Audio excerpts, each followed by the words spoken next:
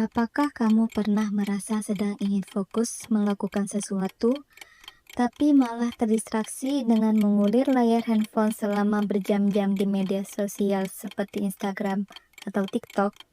Kalau iya, bisa jadi kamu sedang mengalami brain rot. Adalah istilah populer di kalangan Gen Z yang menggambarkan kondisi ketika otak terlalu sering terpapar konten yang pendek, cepat, dan dangkal. Efeknya, jadi cepat bosan, sulit fokus, dan malas membaca teks yang panjang. Semakin sering kamu mengonsumsi konten instan, semakin menurun kemampuan untuk berpikir kritis dan mendalam.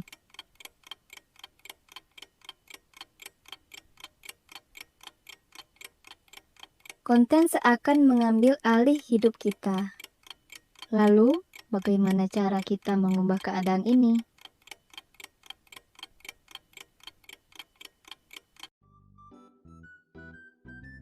Langkah pertama adalah menyadari bahwa kamu punya kendali penuh atas diri sendiri. Bangun rutinitas yang mendukung kontrol diri. Itu adalah salah satu obat untuk brain rot. Prioritaskan hal-hal yang benar-benar membuat hidupmu bermakna. Kuncinya ada pada langkah-langkah kecil yang konsisten.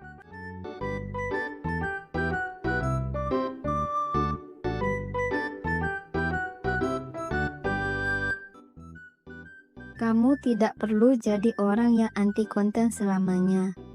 Nikmati apa yang kamu suka, seperti adaptasi metode membaca yang sesuai zamannya seperti buku digital, jurnal, dan lain-lain.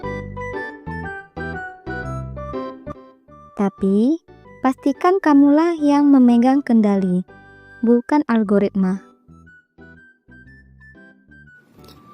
Terapkan batas waktu harian untuk penggunaan media sosial. Misalnya, maksimal 1 jam sehari untuk scrolling. Juga tidak membuka media sosial 1 jam setelah bangun tidur dan 1 jam sebelum tidur. Kenapa penting? Karena tanpa batasan, otak kita mudah terjebak dalam infinite scroll yang menguras energi mental tanpa kita sadari.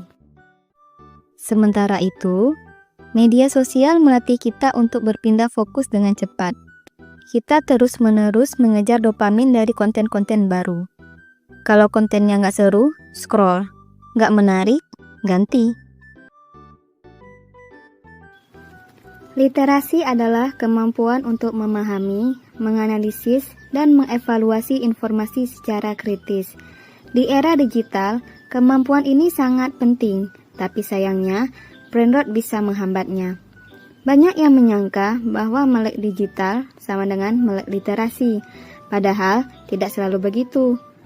Kita bisa jago main gadget, tetapi kita tetap saja tertipu hoax atau terjebak informasi dangkal.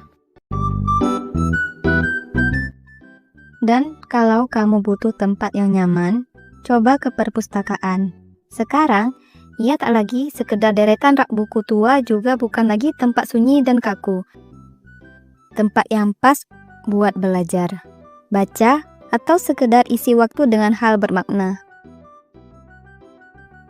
Di tengah derasnya arus informasi digital, membaca buku menjadi salah satu cara efektif untuk melatih konsentrasi dan ketenangan pikiran. Kegiatan ini mendorong kita untuk hadir sepenuhnya dan memahami isi bacaan tanpa gangguan. Saat ini, membaca dapat dilakukan dengan lebih fleksibel, baik melalui buku fisik yang memberikan pengalaman mendalam, maupun e-book yang praktis dan mudah diakses. Dengan cara pilih buku yang sesuai minat. Tidak perlu langsung membaca buku yang berat. Yang terpenting adalah membangun konsistensi meski hanya 1 halaman per hari. Sekarang ini, hidup kita dipenuhi layar. Setiap hari, kita melihat ratusan konten cepat, singkat, dan seru. Tapi, lama-lama kita merasa capek, susah fokus, cepat bosan, malas baca. Itulah yang disebut brain rot. Tapi tenang, kamu tidak sendiri, dan ini bukan sesuatu yang permanen. Kita semua bisa berubah, bisa pulih, pelan-pelan. Kita nggak perlu jadi anti teknologi, tapi kita bisa belajar untuk pakai teknologi dengan bijak di era digital ini.